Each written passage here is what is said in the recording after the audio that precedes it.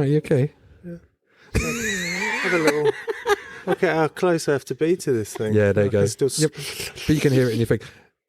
Our guest here has a mug that says King of Everything, which he hasn't bought his own mug, but I think he's chosen a really good mug for today. I was just going to say, is that a clue? Is that no, it's not a clue. But anyway, look, Sangeeta, before we talk about our guest, let's go. I've got to tell you what I've been up to this week. Go for it. I made a film with Drag Nigella Lawson this week. No way. Yes. Did you see? It was, well, it's not out till next week, but this podcast won't be out till after that. But I've been filming with Drag Nigella Lawson. Wow. It was the funniest day at work ever. Wow. We were in a kitchen and I'd written a script. It was a really funny script, but we're getting her to say all the microwave stuff, getting her to pronounce the brand name wrong for the brand that we were working with. Yeah. And what was mad is that previously we tried to get Nigella to do it. And she was like, no. She's gone off and done Greg's, right? So, you might have seen her on Greg's, but she's gone off and done Greg's.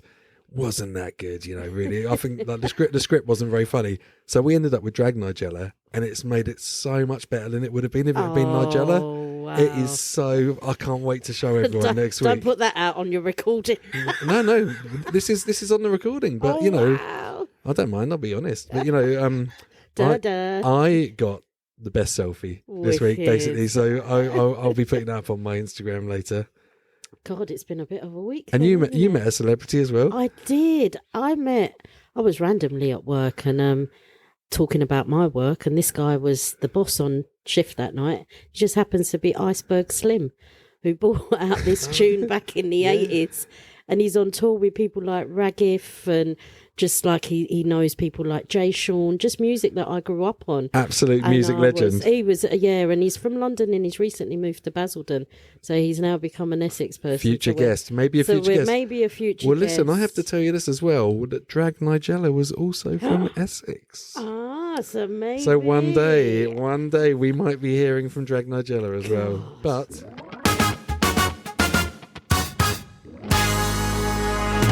we'll talk about today's guest because please do. You are listening to Are You Creative Podcast. We're back here again in City Sound in Chelmsford, the birthplace of radios and toasters.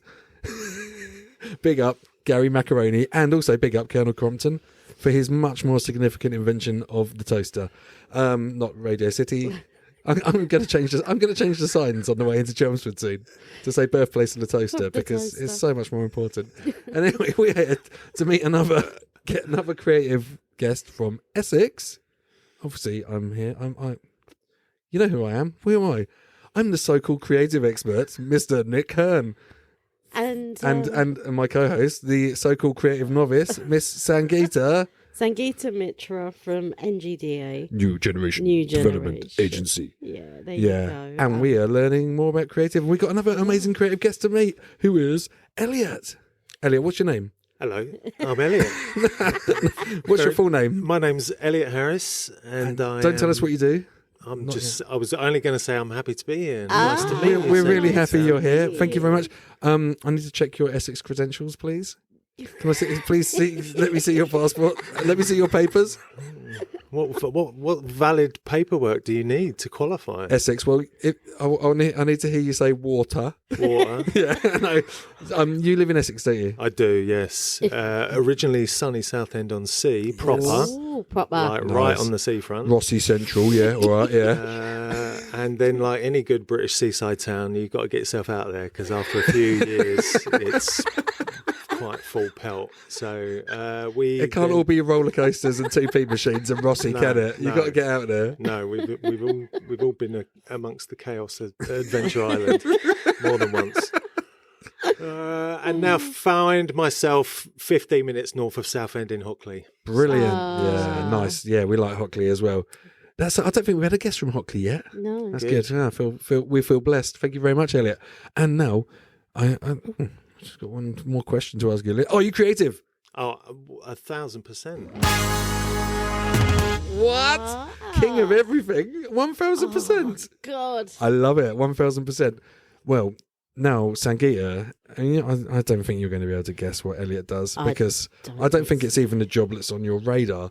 But let's... radar's not a clue, by the way. Well, he calls himself Elliot Harris, but really it is Gary Macaroni. No, it's not Gary Macaroni. It's what do you think Elliot does? Oh, God, this is a really hard one. See, these guests are getting harder and harder. Now, I'm looking at Elliot. He's not giving anything away. He's well cool. Look at him with his Palace top on and his cool glasses. Cup as well, cup of coffee. Let me think. Okay, so I'm going to say Elliot is probably, or he could be, an artist. He looks quite arty, doesn't he? I'm thinking drawing. Yeah? Yeah. Maybe drawing. I think probably he has to draw a bit for his job. Oh, some sort of architect? Yeah, well, you're probably an architect of ideas. We'll come back to that. Okay. Yeah. Oh, It's that's not that, interesting. but we will come back to that. All right, so go Because on. really, I'm a failed architect. So Oh, no. that is absolutely the thing. No, that but I would've- you're a failed architect that is now succeeding as in building an eco home. So, yeah, this is true. But I that's did not- build that's not my his own job. house, but I'm not an architect. That's But not I've his got job, something though. right, though. Yeah, Even that yeah, might not be yeah. your job, but you see something. I've still got those mystic powers. Yeah. I love So it. come on, Elliot. Yeah. Elliot, tell Sangeeta what you do. Go on. Well, the day job is that I am the creative director of an agency in London. When he says agency, he means advertising agency. Yes, specifically advertising, but now in all sorts of different forms of, media and entertainment that we find ourselves having to compete with. But Advertising primarily- is a broad church now, isn't it? It's Yeah. it's really funny. Like back in the day, people used to be like, "I do telly adverts," and there'd be like someone that's like writes it, someone that does the art direction, right? And then it'd be like, "I better get the radio guys in to write the radio advert." Now in advertising, everyone has to do everything. Really? Yeah, and I Is it- think it's also got a really bad rep now. It's not a particularly liked part of that creative world. I don't think when I speak to a lot of young people coming in, or through the business, advertising's definitely doesn't hold the reverence that I think it did once, where it was seen as a creative skill set, and now it's like stuff you can pay to avoid, and Yeah. people have ad blockers, and you Yeah. can. I went to renew my Netflix the other day, and you can pay to just get rid of all the ads. So Yeah, that's the that's- world you're in. here's a little Yeah, hack yeah. for you. Just download the stuff on anything like Netflix, on LTV or Disney Plus, and then you don't get ads. This is true. So you don't have to pay the extra money. Little This little is Lego true. listeners, I've Yeah. saved you money on that Yeah. as well. It doesn't work on Spotify. Because obviously I work in advertising as well, Yes. which I know Elliot. But someone early on in my career said, when the adverts are on telly, you're in someone's front room for 30 seconds. Yep. You better make sure it's a good 30 seconds, and Yeah. you're like giving them something in exchange. Whereas now adverts are just like coming up at you like ninjas, like just getting in your face and ruining the thing you're watching, right? Yeah. And there doesn't seem to be that sort of craft and art to it anymore. I mean, it's still the same people doing it, like me and you, but the way it's done feels different. So. Yeah. No, I do. I think you're totally right. There's a sort of, and there's a shift of technology that's had a massive impact on that. We used to be a one medium message. Most things that came out through the TV, people saw. Mm-hmm. There was a lot of everyone sat down and watched telly. People don't. There's no scheduled viewing anymore. Yes, So yes. all of that really broke apart the kind of what at that time I think, and it's a well-versed story, and this idea that there were ads were brilliant of an era through the 70s and 80s where maybe the TV program wasn't it wasn't as great, but the ad breaks, they were Yeah, really entertaining. absolutely. You knew those songs, or Yep. you heard those those brands, and you knew them, and you were allowed to have them in your front room. To your point, you enjoyed having them there. Did you ever? I mean, what's your origin story? Can you remember ever seeing an ad when you were a kid that got you fired up, and at some point when you realised it was a job you could do, you were like, oh my god, I can make the Atkinson Stanley.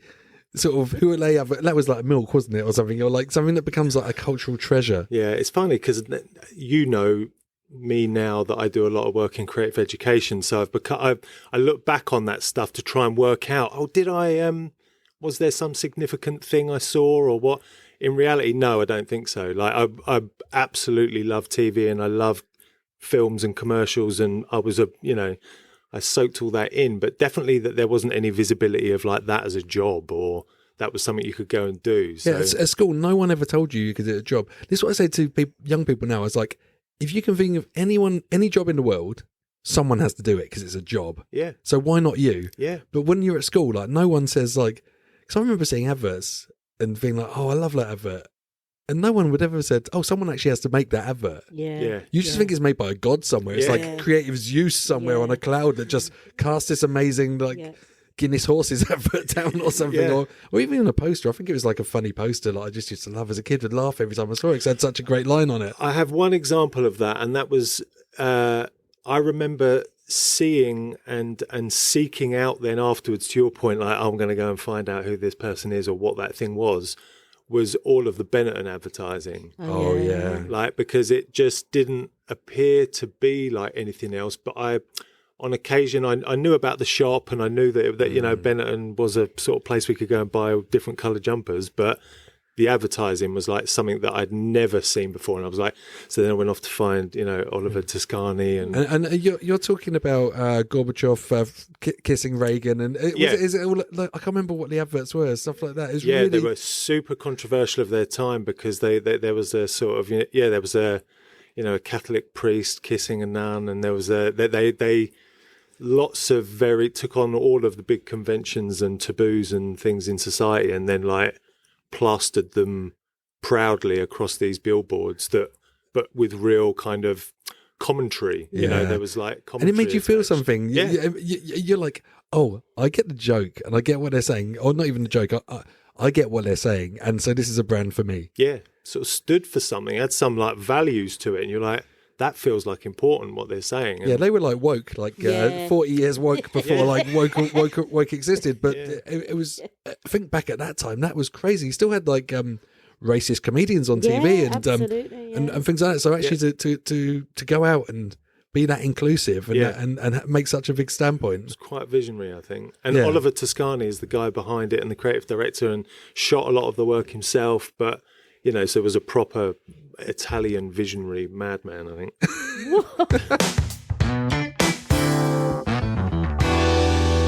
What got you into this type of stuff? Have you always been someone who's been a creative then? I definitely think that they were the things that appealed like through school.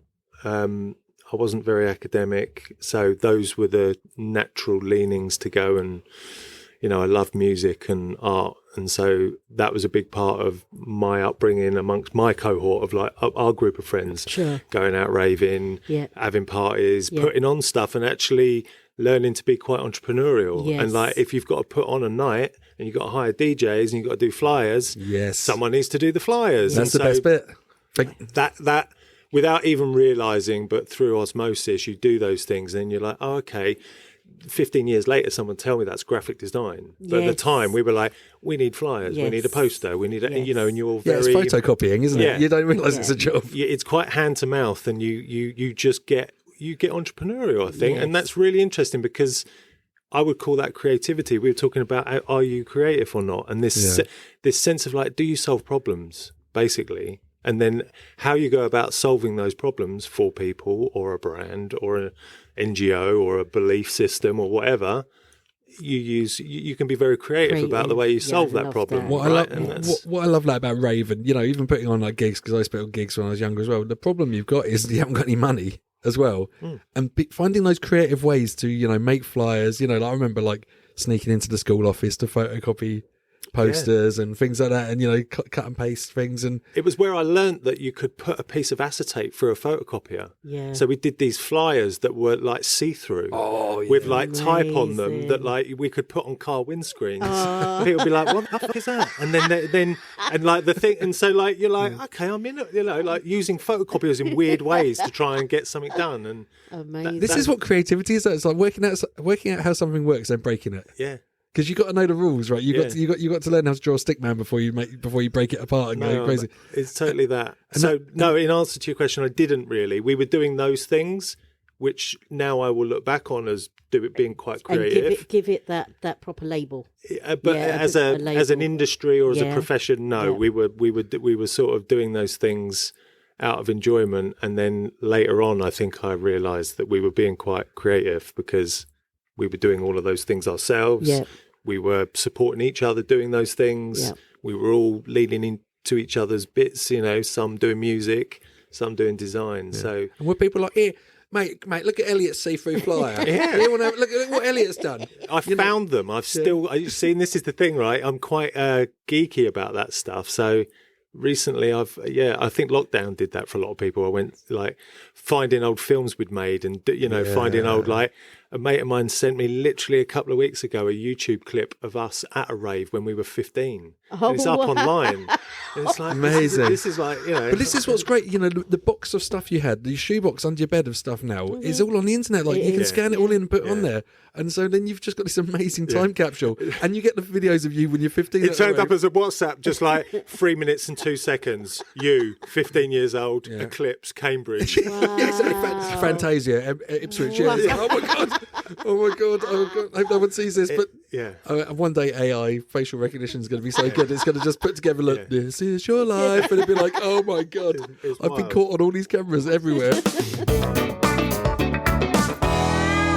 But my best friend was a photographer, Right. and he knew very early on that he wanted to be a photographer, and I found that quite intoxicating. That we were like 14, 15, and he was like, I'm going there. Yeah, I know what that is already, and that's what I'm doing. And is that person a photographer now? Is that what he they became a went on? very and he ended up doing the Benetton campaign. yeah. But I just think that's and with my own kids now, this sort of nature nurture. Do you feed or plant seeds, or will they just find their way or do a thing? And around him, I was intoxicated by this guy that absolutely knew what he was going to do, and he was brilliant with a camera, and we would do loads of cool stuff and like projects that he was doing. So it was him, I think, that was my like gateway drug, really, because he moved into London at like 18 to start assisting photographers. Because again, he's not. If I'm going to be a photographer, A, I've got to be in London, and B, I've got to be assisting good people and learn quickly. I'm like, okay, I'm coming. Yeah. Were you holding his bag? Yeah, it's like, literally, I don't know what I'm going to do. I'll be the wife, I'll be at home cooking, and you go out to work, and we'll make it fly. I love that. So what part of that journey then? How did you start off in graphic design? Did you go and study graphic design? No, I didn't. So then I literally finished school at 16, didn't go to college or uni or have any kind of formal education. I literally rode on the coattails of my good friend who did know what he wanted to do. And at the ripe old age of, 19, we ran into London, and for 2 years I was professionally unemployed while but you were the photo assistant. Yeah, I love that. I did a lot of sort of bad like just keeping us, and it's funny actually because he's a very good mate of mine still. We still see each other a lot, and it came up with all of my kids present. We were talking about that period of I've got kids in their 20s now, so they're all living in London, living the life, trying to live a version of a life. It's desperately difficult. Yeah, I think it was much easier for us, but.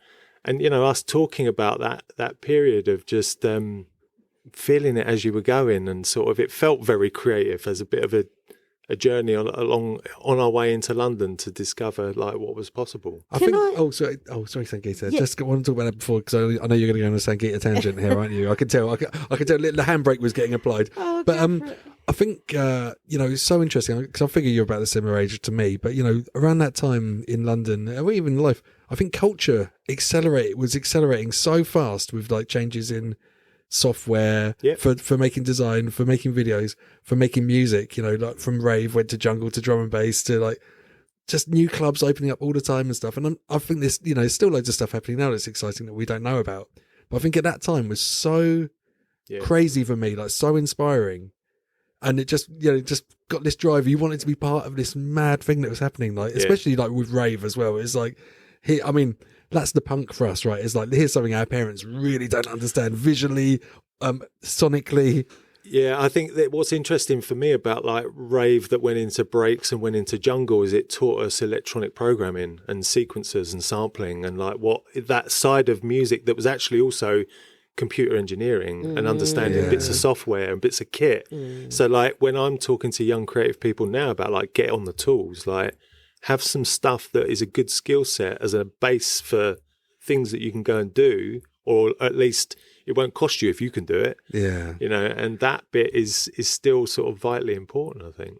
I've got like I've still got like Future Music Volume 1 CD that came on the front of the magazine, and I just remember getting that in my Atari ST, and like loads of those samples are like just on every famous song now because everyone got that CD. Yeah, it's the Long Dark Tunnel. But CD. I think you're right. There was a period, definitely, I remember, like even out of the late 90s and technology starting to, have a real influence on all things, I think, like in culture, technology, music and business. And so we were all feeling our way through that. But I think, again, if you were curious and you were open and you were a problem solver and you thought about things creatively, then you were like, well, all of these things are here for our disposal. Like we can find ways to use this stuff in service of what we want to get done. And in a DIY way as well, because all of those tools of production were getting chucked over to us. You're suddenly getting computers. You can make your own music at home, or you can make your own flyer on an Atari ST. Yeah, so cool. I loved it. The possibilities were mad. I was talking to someone about this the other day. I was saying everyone else at school was out in the playground kicking a football round. I was in the art room because they actually had a digital camera. There was probably 200 pixels by 100 pixels. Yeah. I was experimenting with it, doing long cut shutter speeds, making weird flyers and things. I don't try and get nostalgic about those things in the sense that I'm sure there are those same leaps or those same, bounces of culture and big technology leaps and stuff. But it did, I do think there was a bit of a moment there where we got a sort of period of real quick energy and the chance to do stuff. It felt quite hopeful. I think that's what it feels quite difficult now. I think there's still stuff to break though. There's still stuff to learn and break. Yeah. But in a different way, and we just don't know about it because we're old bastards. There could be that. Elliot does loads of work with young people. I'm gathering that. I kind of got that. Yeah. So let's do a young people tangent now because I love this, like what you're doing with young people with SCA platform. Yeah. Tell us about what platform is. Well, when I arrived at our agency, there wasn't a sort of legitimised work placement scheme in position.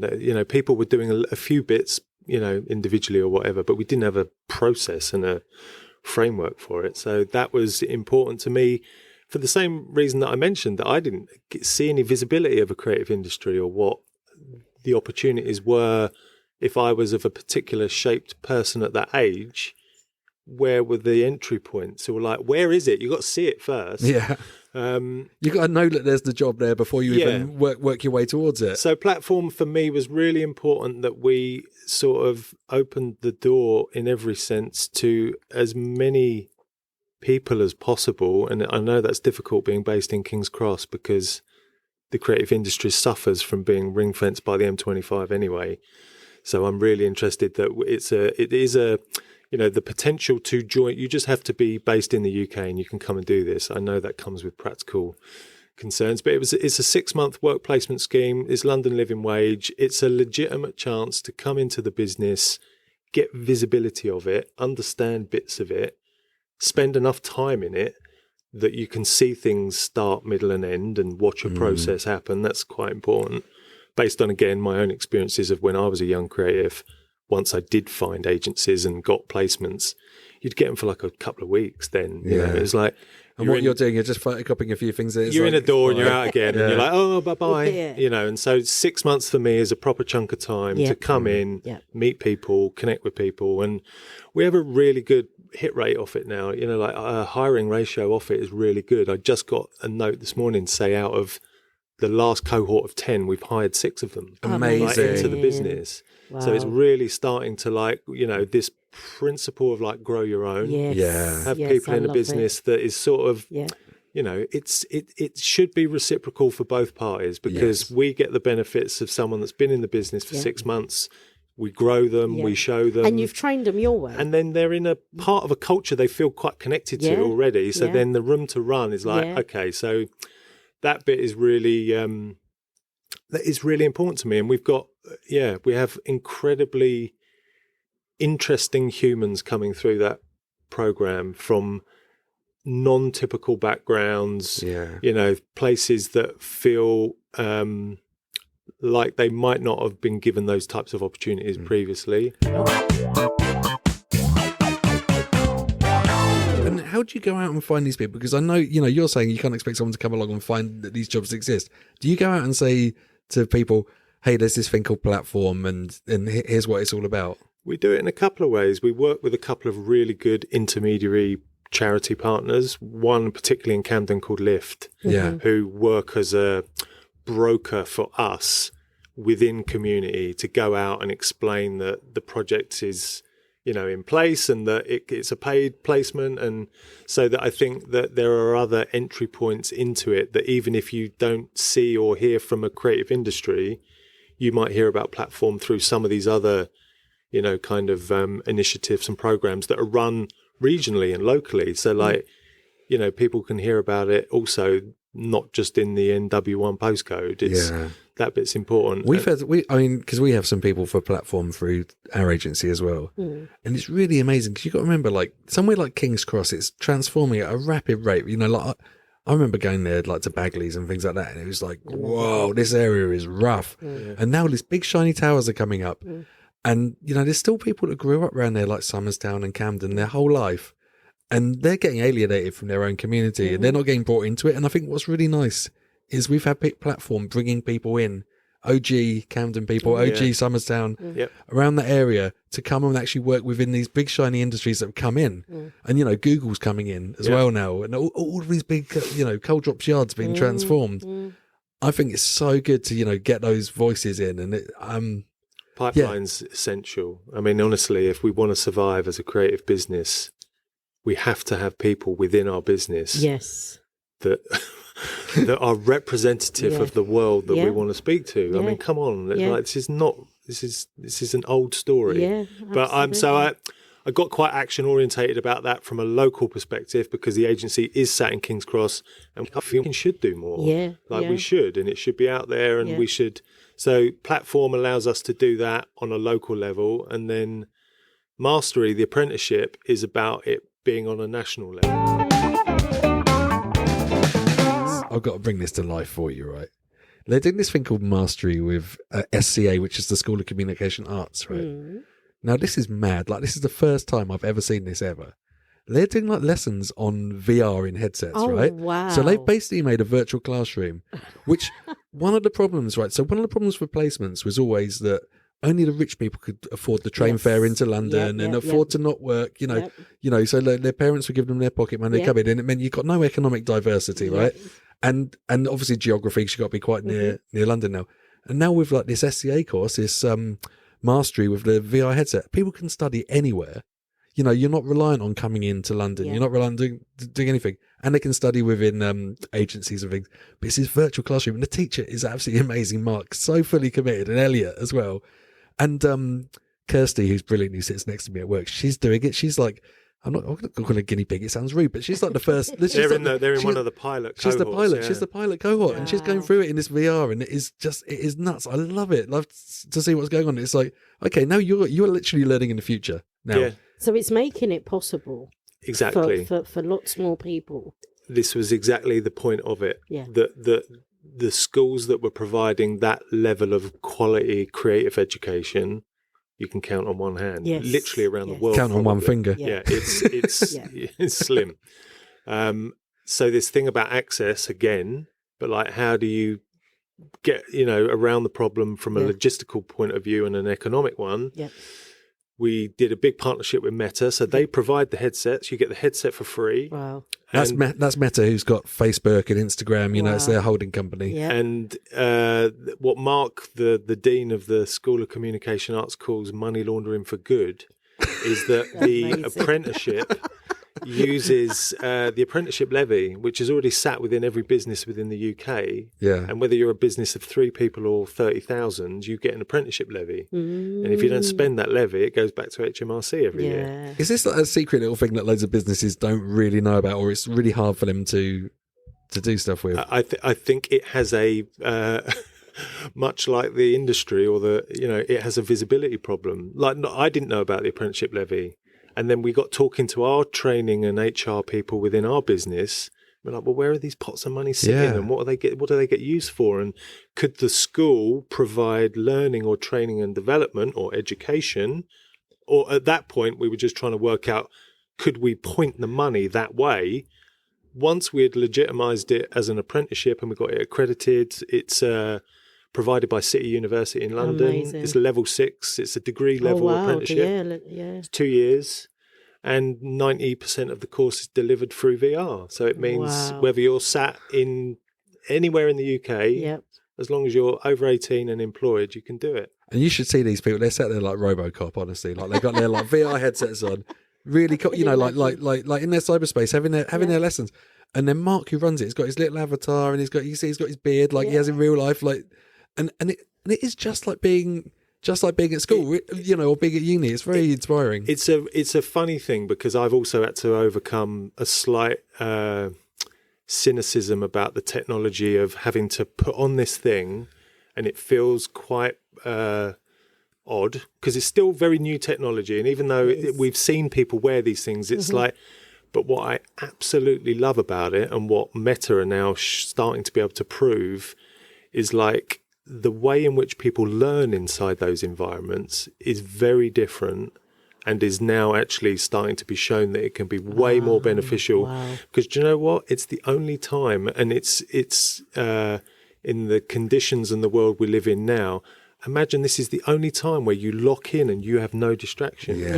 It's not like being in an office where you've got your phone and your laptop and other stuff's going on. It's like you're either in or you're not. And once you're in, if you can then find ways to build lesson engagement because people are moving around in that environment, you gamify it, then suddenly the retention and the kind of understanding bit of it is much better than if we were sat here and I was trying to show you a thing on a screen.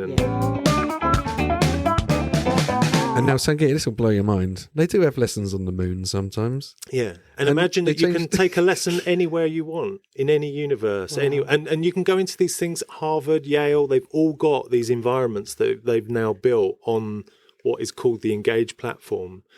And there will be a version of this in the future that I could see kids sat in, you know, in schools in the future where they're plugging into alternative lesson plans that use these devices because the engagement is so high.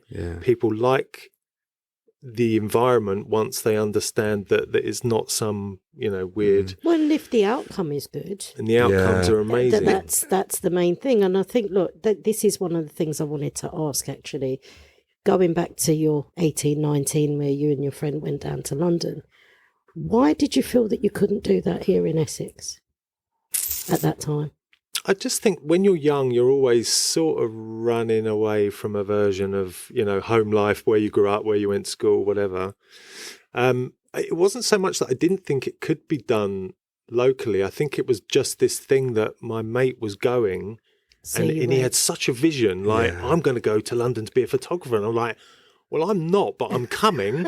You know, I'm not going to be a photographer, but I'm coming with you. Then you said your children all these years later, and there's a reason I ask this, because I work with young people equally, and some of the successful ones have found more success going into London than they have locally in Essex. And this could start from your 14-year-old kid who was told that they were a special educational needs kid, more than likely wouldn't pass their GCSEs.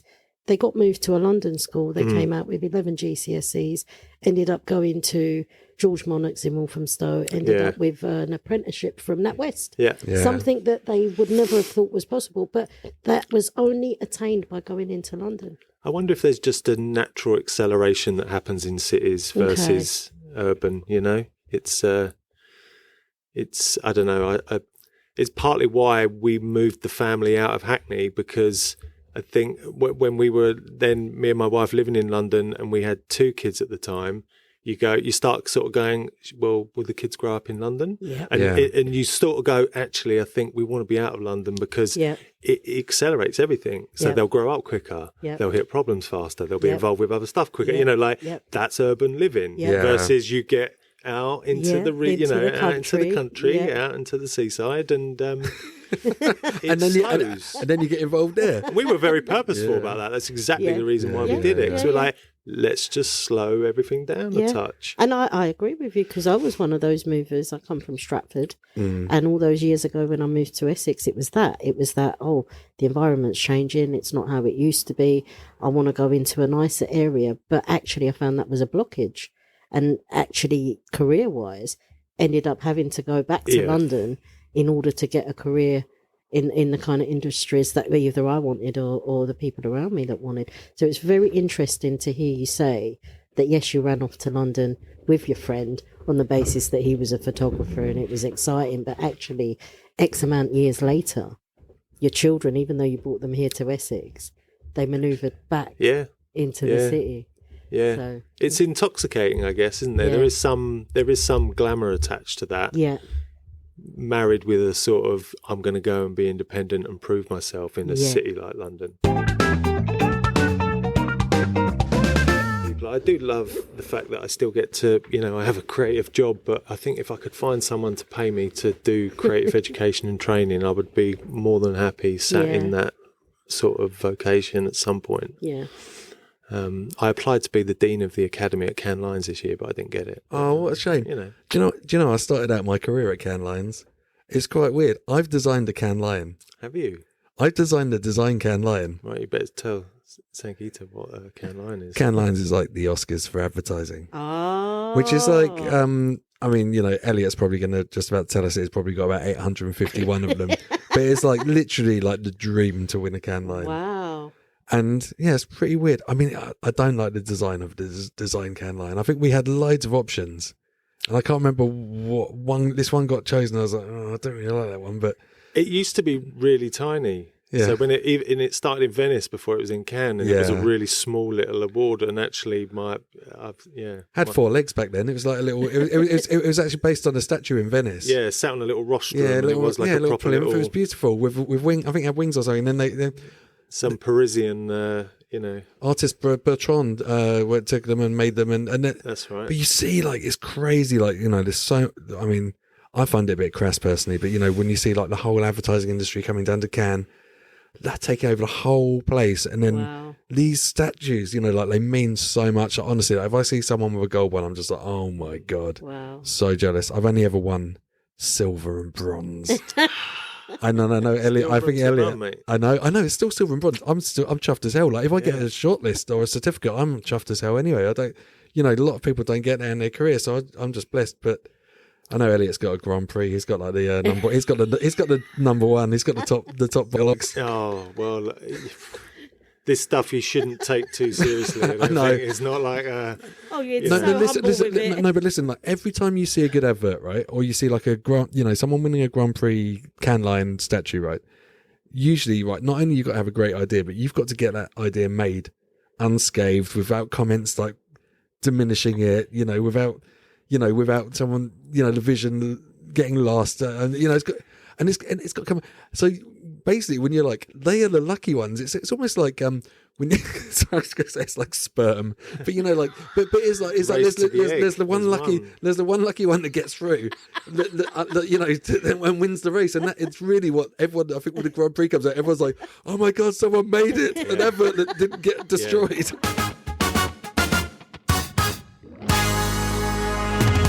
Well, it's a lovely segue onto the architecture thing, actually, because I have a talk that I do at the school, which is called "Building a House is like building an idea," and it's the same sort of thing. Like you have this idea of this thing you want to build, and then at some point you have to expose that to someone else. Then you have to get an architect to help you design it. Then you need a building team to bring it on site. So it's exactly the same. We have an idea, then we hire a director, then we're on a shoot, then everyone else has got an opinion about your idea. You've got a client that's trying to kill the idea. So and then the editor can't be bothered to do it properly, and he ruins it at the last moment, or the editor makes it brilliant when you thought it wasn't good. This is why I will always applaud anyone that gets anything creative out into the world, because it's no one gets to see the story of getting it there. Yeah, there's that bit of the the love that goes into it. I think that's the bit that, in the end, the love is the craft, is the thing that makes it special. That means that people feel something when they see something. I mean, as a creative, you've always got to believe that your sperm's the one that's going to get to the egg, right? Yeah. Because the minute you think that I'm not going to make the best thing in the world ever, you might have to not bother. I think that everything you've got to set out on that journey, like, I'm going to make an absolute banger here. It's a lifetime of hope, I think. Lifetime of hope, exactly. And the lucky ones get to the egg. Yeah, you have to, and I mean, be persistent with hope. Yeah. Like, it's a very powerful thing. And the minute you don't have hope, I think then you're in trouble. But I think most creative people, they have that a bit. There's always an optimism about getting something done or making something happen. Resilience is so important in creative. Like, I think Elliot and myself, like, naturally positive people, and you see a lot of people that get ground down by the process and by not, my vision wasn't fully done, and the client's not brave enough, or blah blah blah blah blah. But it's like, you've got to keep going. You've got to be like, this time next year, Rodney. I say to those people, go and be a poor artist. Yeah, we have complete control of your work, but your creativity is afforded by some client that's paying for it. So, you can have your hissy fit another day. This is what I say to people. It's the client's advert. It's not your advert. It's not there for your ego. Yeah. So you have to tread carefully there, because it is, you want people to care about what they're doing, but it's a commercial business we're in, right? Let's not forget that. Yeah. This is such a weird balancing act we have in our life, because as creative directors, we are artists a bit. We are writers, we are this video directors, but also you've got to have that realism of like, at the end of the day, we are selling stuff and we're making a client's advert. Well, I think there's never been. I was having this conversation with a very good creative the other day, a guy called Alan Burles, actually, who was at Saatchi's, and now a brilliant photographer, another brilliant photographer. That's Saatchi and Saatchi, which is like the most iconic advertising agency, probably, arguably. And we were sort of getting nostalgic about that element of creativity. So, wow. Yeah. But then so this week, for example, so we're going to talk about Elliot again in a minute, but like, off on a tangent, yesterday Jaguar brought out a new advert, right? Everyone's been wading in with opinions. It's a bit like the 2012 Olympics logo when it came out, and suddenly everyone's an expert in advertising. I used to be creative director. I was global creative director for Jaguar, and I know this advert's probably taken 2 years to make. It's had death by 1,000 cuts. Like, it's come out, and like, it's not the creative vision that it set out on the 2 years ago. And probably people are like, still really proud of it, and they put their heart and soul into it. And then to just see like everyone in their dog having an opinion and just destroying it. It's really saddening, because you've got to try as well. You've got to try and do something different. Yeah, I worry about that, like, professional baiting out of people when they're doing it. It's like, all right, calm down. I mean, to your point, these people get like, personally, they go and hunt them out and find out, like, was it you responsible for this typeface? It's like, all right, it's all like, take, let's just we can alter it. Check ourselves at the door a little bit there. I think it's quite funny, like, working in such a visible industry though, because like, say the Christmas ads are coming out and everyone's got an opinion on the Christmas ads, like everyone's got an opinion on the Jaguar ad.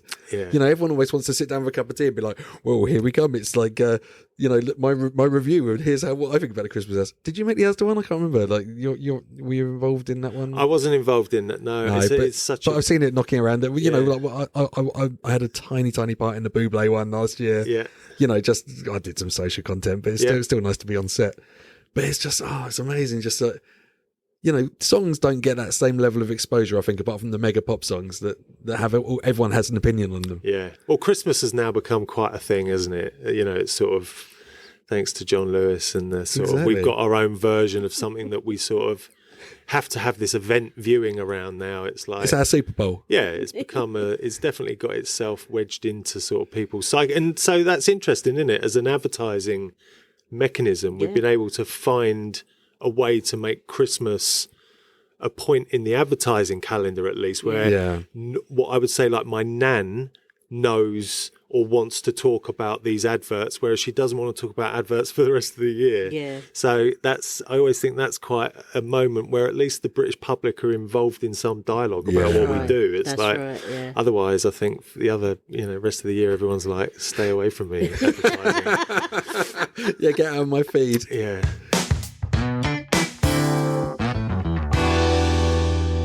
It's so funny how we've just got ad blockers now. Like, you know, instantly when ads come up on YouTube. I mean, I think I've even switched my brain off. I can't even remember what they're for because I'll tell you what. We've evolved. I think what I've learned about the adverts, because as a kid I used to watch adverts all the time. Never really thought about it until we've just had this conversation.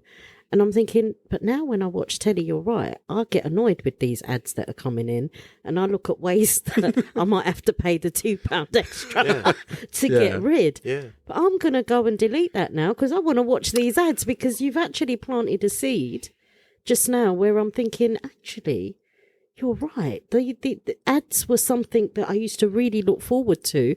When did that stop? When did I stop being interested in watching Coca-Cola or somebody just doing an ad? Because I don't remember getting bored of it. I think a lot of these brands have forgotten, though, that they do need to earn the right to sort of, you know, entertain in some way in that moment. Maybe that's what it is. You know, that they'll just use it as a window to shout at someone now. And it's like, well, I don't want to be shouted at. Yeah. Whereas I think there was a point where we tried to find a way of persuading through intelligence or humour or something that there was an exchange that went on. Yeah. I'll give you this. I'll give you some intellect that I know that you're going to come with me if I tell you a story. Yeah. And let's meet in the middle. And now I think we just want to bang people over the head with a sledgehammer. Sort of like, do you get it? Do you get the message? Have an earworm. Have an earworm. That's going to be with you all day. And I think clients are obsessed by that because they know that they are vying for attention. Yeah. We are vying for people's attention, and people's attention is everywhere now. Yes. And it's there's a lot more out there. It's not on that one screen in the corner of the room where we're all sat together after dinner and we're going to watch it after Coronation Street. It's like, well, that's dead, really. That's dead. That it is for a big so part true. of the population. Yeah, no, you're absolutely right. So clients are scared by that, and then they go, okay, well, we'll spread bet our way across a whole load of different things. But now we don't want to do one thing well. We want to do 100 things mediocre. You know, it's sort of. But then I think what there is like, you know, then the idea becomes even more important. Yeah. Because it's not any more near exclusion. I mean, I think the last beautiful advert was Audi Clowns, I guess, right? It was like the clown-proof cars or whatever it was. Yeah. The last beautiful cinematically shot. Especially for cars. Piece of art, yeah. Cars. Exactly. But you know, now it's got to be the clever idea. You know, should have gone to Specsavers, or like which could just keep running forever, or like, you know, just when Audi comment on something on social media, and you're like, well, of course they've said that. It's genius. It's like, and it's so different. It's not those beloved piece of art. You know, you can't frame a tweet, or you can't imagine a tweet being shown in the cinema like in 50 years time. Those brands are a really good example of how I think a brand has to operate in today's environment, which is like, have a really sure sense of your own personality, like understand who you are as a brand, and then you can go out in the world and activate against that personality. And it might be a tweet, it might be a TV ad, it might be a whatever, but if you know how to show up with the same body language and the same tone of voice, and you're going to be consistent with that, those brands like you just mentioned, I think they're very good at that. It can be 100 small little ideas they have, but they're all connected by the brand's personality, and you feel that. And some brands are brilliant at that. And I think there was a time where advertising got obsessed with like the big idea, and there was this big silver bullet that was going to do everything. And I think that was a bit of when we're vying for this attention and everyone's distracted, you can't. What if they miss the one big idea? So now, brands that can go out and just speak honestly through a personality, is way more effective. Just brand wise, what I find really fascinating, the brand I love the most from the last few years, Liquid Death water, right? They've taken water and made water cool, right? And you think like water, everyone's drinking the same stuff, right?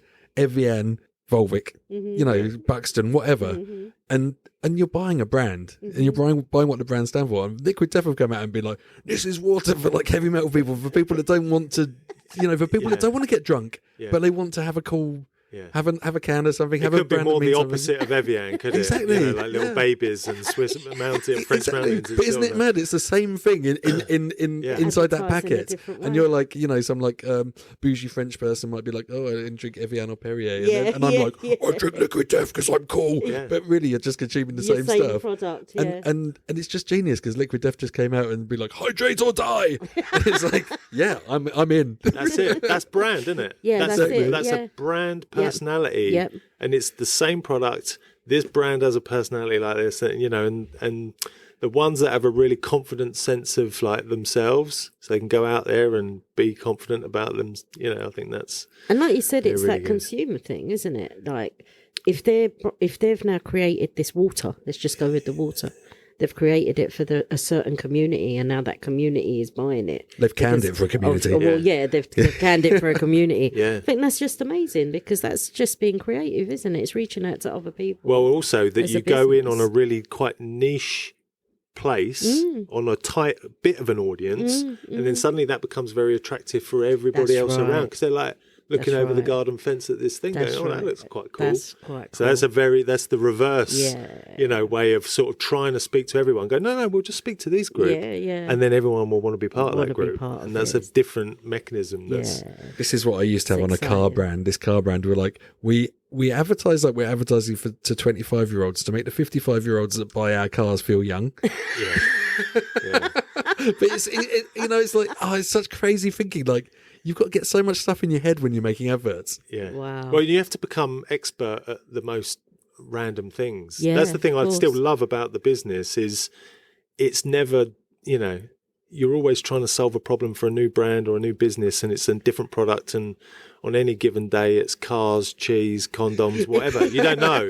And so it's always a new problem. And you've got to think, well, how am I going to, find a way to tell a story about this thing that is compelling enough that someone's going to want to listen. Yeah. That's, Within a limited time. yeah. Let's go back to when you're in London, right? You're in London Yeah. with your photographer, mate. I am. How would you end up in the advertising industry? Like a lot of people, I think, with luck and circumstance.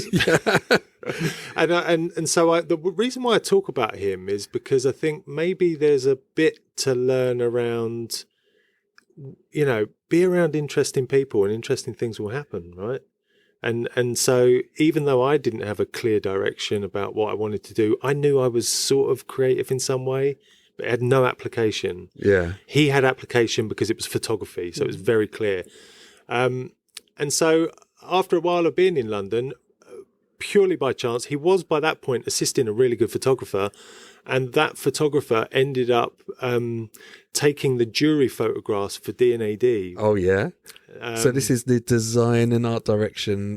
This is like Cannes Association. Lines as well. Like, Yeah, so wow. this is the Yeah. British version of Cannes in a way. Wow. For me, a far more esteemed and respected organisation. Goes back to the 60s. Wow. And you were carrying his Kit Kat that day just to the shoot, or like carrying his bag, like your mate. It was you were assisting the assistant. Yeah, it was a version of that. And he's like, there's this place called D&AD, and it's sort of, they seem to be an organisation that supports creatives, photographers, filmmakers. They've got all these people coming in, judging all of the British work that gets done. And then they make this book every year, the D&AD Annual, which is like this Bible of creativity. And then they have this big awards due every year. So it's this, again, like visibility. No idea this thing existed. The day he came home after being at work, he's like, there's this place and they're doing this stuff and it's da-da-da. And I'm like, where can I call them? How do I get in there? Because it just suddenly sounded like a place where it was like, okay, that's really interesting. Yeah. Do you know my origin story is quite similar because I was working for Cannes Line as a graphic designer. Right. Cannes Lines as graphic designer, and I'd be in Cannes and we put the exhibition up, and I'd just walk through the exhibition And see the work. and I'd see the work, and I'd Yeah. be like, oh my God, I cannot believe how good the work is. All this stuff that people are doing around the world, I want to be part of this. And a world of work. I mean, Wow. I'm touching the surface of like art direction and photography and illustration, but I mean like product design. And so Wow, like yes. every form of, creative practitioners were represented at this yearly award show Wow. and was judged by professional juries of people already in the industry. So fast forward, I got a job at D&AD. Whoa. It just so happens that summer, when my mate was assisting this photographer, the award show they do in May. So it was the sort of wrap up, but they were like, it's basically runs on a yearly cycle. So by the time they finished, agencies are submitting work and the cycle starts again. And they need teams at that time. We were a team of, I think, about 6 or 7 people that were there purely to just log all the entries, which was all done physically then. It wasn't like a scan a QR code and the thing's done. It was like agencies had to submit work physically. So often if it was like photography, and I've still got prints hanging in my house now that were like things that were submitted into the competition that were like Richard Avedon photographs boarded up like A1 on polyboard, like it all just pristine. We used to have this. It just ends up in the bin and afterwards. they'll skip it. And, in the skip. So like we used to do that at the end of can lines. It'd be like Nike trainers. Who wants those? Yeah, like, go around in the product design section and just take all the stuff that all these design companies had entered.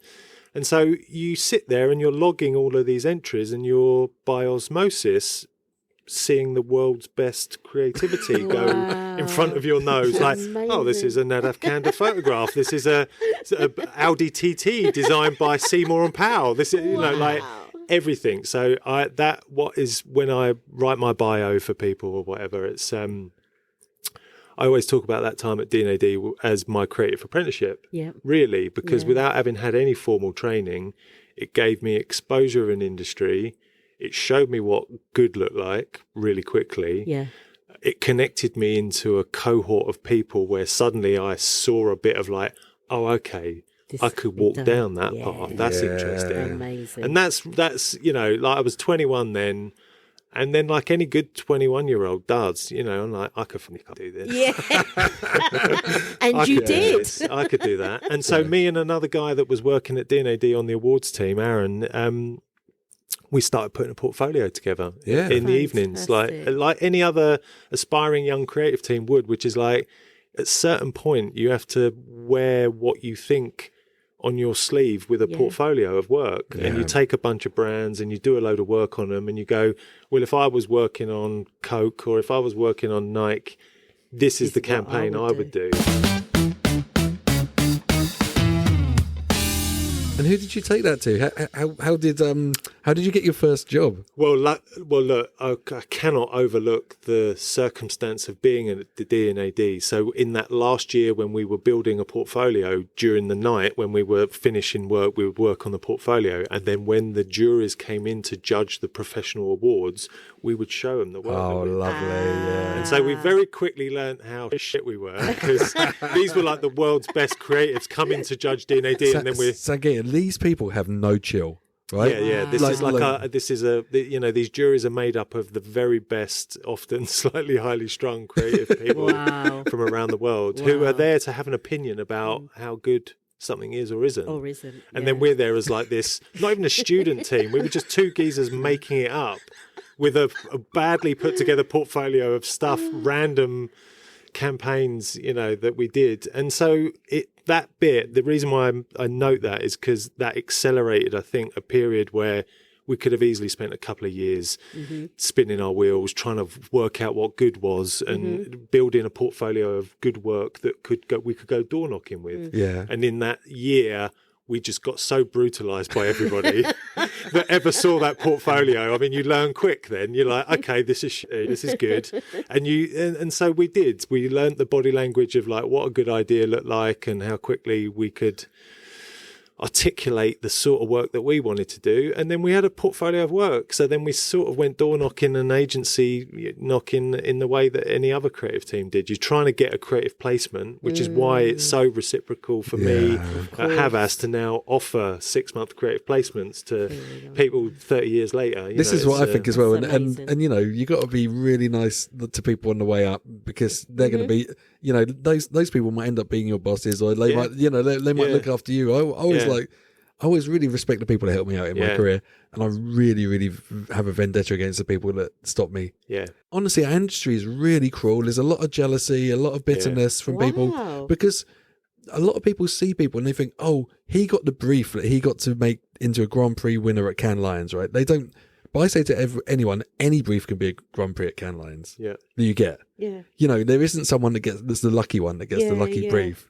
I just think that's down to people, Nick, though, honestly. I think there are people that pull people up and there are people that try and just keep people down. Exactly. And that's usually self-preservation, because those people, you know, they'll get found out at some point, because probably they're not very good or they're not very nice, so they're trying to keep people down. Oh, you're brilliant, Elliot. I love the way you put exactly. that. But this is good. You know, it's so good. Like, this is when you're positive and you bring up people with you, and then you got your gang. Yeah. You know, and I love it. I love, like, you can have people that I feel really bad, because sometimes people remember me from a book crit or something. You know, what we say is when someone comes and shows me their book and I'll give them like some really nice advice or something. Yeah. Like, oh, I had a crit with you like 3 years ago and it was like really good or something. I'm like, yeah, oh, thanks. But, you know, they appreciate it, and then they're working in the industry now. Yeah. Well, what people don't tell you when you end up, or you grow up as a creative and you're fed a diet of what it is to be a creative person and make creative work and all the rest of it, the difficulty comes when you suddenly find yourself managing other creatives, actually, because no one prepares you for that, or actually tells you that you might enter an industry as an art director or a writer or whatever, and if you do very well at that, at some point you might be running that department, as I am now, or I'm running a cohort of people, difficult, problematic, oddly shaped creative people, right? Punky, alchemy, chemistry's all over the place, right? So suddenly, as a creative person, I'm asked to flick a switch where I have to invert everything I've been taught as a creative person, which is me, my work, it's important to me, the craft, all of that, to your work, lifting you up, coming with me on it. Because if, this thing about leading, I think leading in the purest sense of like, can you bring a group of people from point A to point B, right? You can see it. It's a very difficult thing, though, to like any number of people go, are you coming with me? Like, can you, like, we can set a set of conditions around a group of people and go, there's the goal. Should we go for it?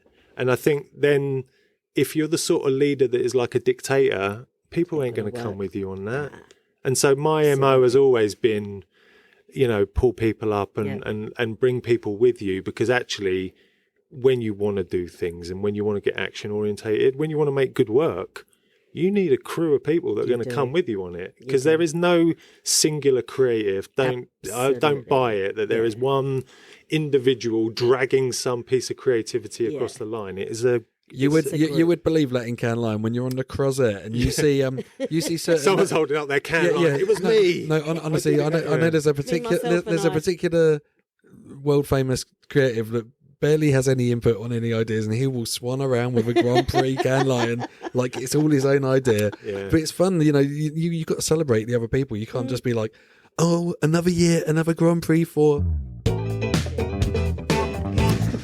I think I was also very lucky that when I found myself then in a couple of agencies in those early years, people had more time, I think, than they do now. So that mentorship, and what I think you're brilliant at, Nick, is like the difference between doing your job but also being around for other people, and that element of like, I was surrounded by people that I saw lifting other people up in departments and doing that when I was a junior. So it was like, I think you just see or learn by doing a little bit. And I was around some dictators as well. So I also saw that there were whole gangs of people that weren't willing to go and bat for that person because they were on soul or whatever.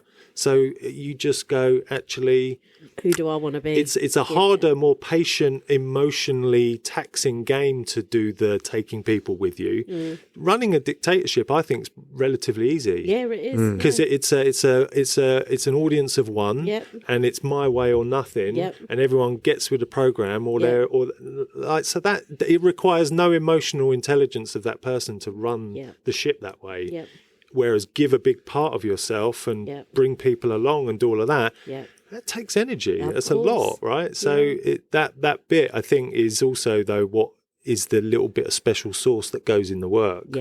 So when we talk about making really great work, if you've got the alchemy of a brilliant bunch of people as well, and I'm convinced of this based on the work that I've done that I'm most proudest of or has won the most awards or whatever. Funny enough, they aren't always one and the same thing, but the people around the projects that I care about the most Absolutely. So it's a bit like having the A team, right? It's like you got your Murdoch and you got your BA and you got your Amy and stuff. But always, I think about this as well. Like the client has to be on the A team as well, right? Yeah. Because you have to have such a wicked client as well that's going to let you do stuff like, you know, like I did the Rocket Man like delivery of pizza on the jetpack and stuff like that. You know, the client needs to buy the idea. Like, I just scribble a thing, show it to them, and they've got to have faith that it's going to work. Yeah. And loads of clients can say, "Oh no," or whatever. And that's all right. He's like, "Yeah, come on, let's deliver a pizza on a jetpack. Yeah. We're going to have the best day ever." You're totally right. We're not doing it in a vacuum. Yeah. Otherwise, we're just artists doing something. But it's their money. They want it to further their cause. It's a brand or a bit.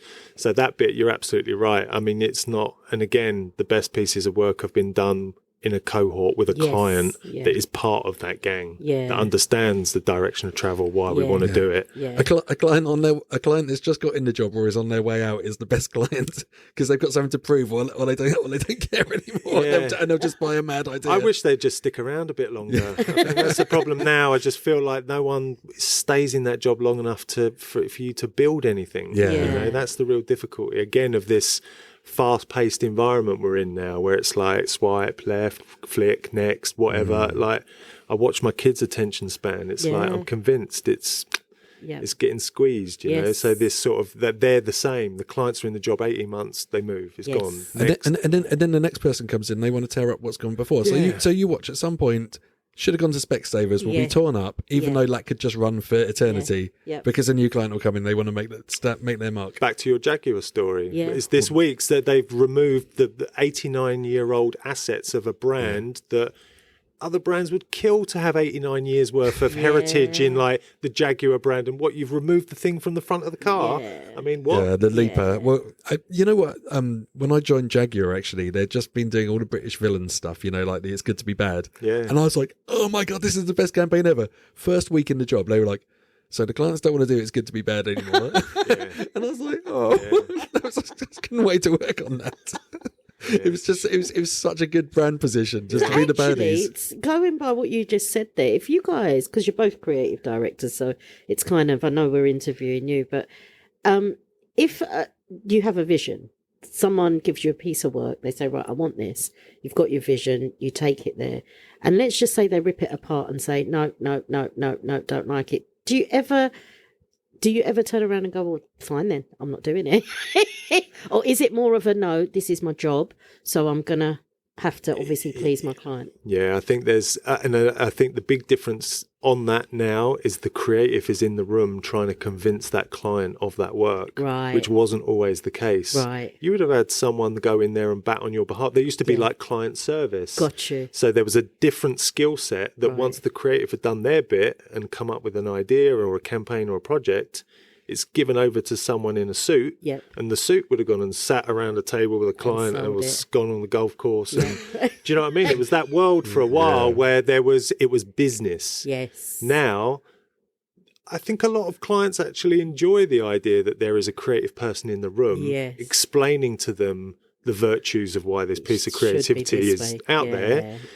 But also that puts a massive new obligation on the creative person, which is like, it's all on me to understand everything about their business. They don't have to understand everything about what I've got to do. So you've got to become a salesman now as well, you know. That's the other thing. I think the modern creative now, and when I talk to young creative people, they need to be very commercially savvy. I mean, you will not have a long career if you can't create or make work which is like off budget or wildly, and be sensible about the project and understand your client's point of view. I have this phrase which is like, obsess about your client's problem as much as you are your solution. Like creative people, they get obsessed over like their version of the answer. It's like, don't worry about that. Worry about the client's problem. What's keeping them awake at night? Then you might find an answer that's like both creatively inspiring and something they're going to buy. Because otherwise the danger But I want to work with Spike Jones. Otherwise the client's over here with a problem, they're keeping them awake at night, and the creative's over here going, but I've just got this really great idea that I want to do on my own. It's like those things, that's the beauty, weirdly, of what we do. We meet, so makes sense. Creativity and business meets in the middle, and this weird sort of piece of creativity gets squeezed out the middle. And that's the bit again that I love, that these two modes of thinking, left and right brain, people that don't understand creativity, you've got to be and you've got to meet somewhere to form an answer to the brief that they've got. That's the business. Sangita, Sangita, we've got to have a part 2 of Elliot. Yeah, I think, listen, because I think this is brilliant. He's local. He's only 20 minutes up the road. It's only 20. It's just in Hockley. We'll build a hyperloop to Hockley, so Elliot can be here in 1 minute, because we've gone over an hour now. So I just want to, I think we've got to wrap it up. We haven't even got into Elliot's career he's just left D&Ad. We're going to leave. This is going to be a cliffhanger. We're going to have the end of season next season. Brilliant. So when you've left D&Ad, you've got into the industry. We're going to find out about what you did there. Okay, we'll be back. And actually, we'll bring some young people in.